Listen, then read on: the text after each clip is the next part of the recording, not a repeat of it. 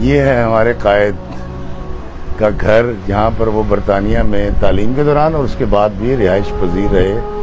35 Russell road, और बड़ी मेहनत करनी पड़ी। इसका बाहर का मंजर कुछ यूँ है, ये देखिए, जब हम इसके बाहर देखते हैं तो ऐसे मंजर नज़र आता है इसके सामने। और यहाँ पर जो है सामने वाली बिल्डिंग्स मेरे ख्याल बाद में बनाई गई हैं, लेकिन ये जो घर है ये बहुत पुराना घर है।